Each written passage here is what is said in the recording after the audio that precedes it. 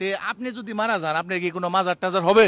হ্যাঁ, ইনশাল্লাহ হেডাম বাবা মাজার শরীফ হবে এবং এই দেশের সকল যুবক যুবতীরা আমার দরবারে যে তাদের পরকীয়া প্রেমের জন্য মানত করবে, তবে পরকীয়া প্রেমের মানত সার্থকফুল হবে এটা আমি জানি। আচ্ছা, মাজারের নাম দিবেন কি? হেডাম বাবা দরবার শরীফ।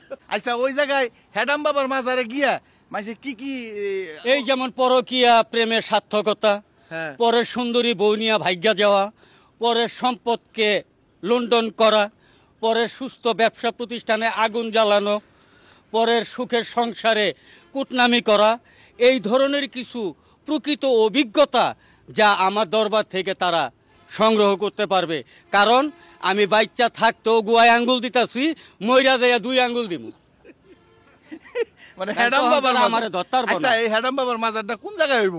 সেটা আমি জানি না, সেটা আপনাদের মতো জনগণই তখন ঠিক করে নেবে যে কোথায় আমার মাজার হবে, কোথায় বড় বড় সিন্দুক বসানো যাবে, কোথায় মাসে মাসে হাদিয়া নামে চাঁদাবাজি করা যাবে, এই আর কি।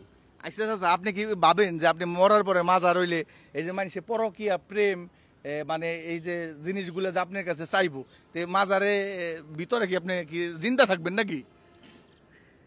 আমি তো এখনো জীবিত আছি, অনন্তকাল পর্যন্ত থাকবো, যদি আপনার অন্তরের ভিতরে আমি বাসস্থান তৈরি করতে পারি। মানুষ প্রকাশ্য কখনো জীবিত থাকে না। অলিয়া উলিয়া ওমর কি তারা প্রকাশ্যে? না, ওমর হইছে তারা মানব সমাজের হৃদয় আত্মায়। যেমন আপনিও যেমন বলতেছেন অমুক বাবা, আপনার সন্তানও বলতেছে অমুক বাবা, তার ঘরের সন্তানও বলতেছে অমুক বাবা, এইভাবে সে অনন্তকাল পর্যন্ত অমরত্ব লাভ করে গেছে। আমি আরেকটা কথা বলি, আপনার মাজারটা হেডাম বাবার নাম হবে কেন? কারণ আমার নিজের আমার নামের সাথে আমার নামের মাজার হবে, তাই কি আপনার নামে মাজার হবে? আমি যে হেডাম বাবা, আমি যে ভণ্ড, আমার ভণ্ডামির ভিতর তো জনগণ কোনো 2 নাম্বারই কিছু পায় নাই, কোনো ভেজাল পায় নাই, কোনো ডুপ্লিকেটই নাই। কারণ আমি যেহেন্দা যাই ওন্দা সিরা ফাইরাত যাই, ওই ফাইরা যাবি আর নাই আমি পইরা যাবো, দুইটার একটা। আচ্ছা, আপনার বাংলাদেশে ভক্তবৃন্দ আছে কিরকম? আমার বাংলাদেশে কেন, অল বিশ্বের ভিতরে লক্ষ লক্ষ কোটি কোটি ভক্তবৃন্দ আছে এবং অল বিশ্বের 400 কোটি জনগণ তারা জানে যে বাংলাদেশে আমি একজন ভণ্ড হেডাম বাবা আছি।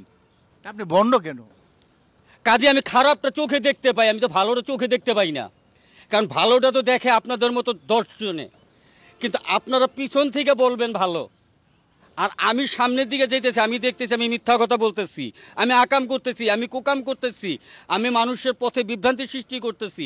কাজেই আমি আমার খারাপটাকে আমি 10 জনের কাছে তুলে ধরি। এগুলো করেন কেন? ভালো কাজ করেন। তা আমি তো ভালো কাজই করতেছি।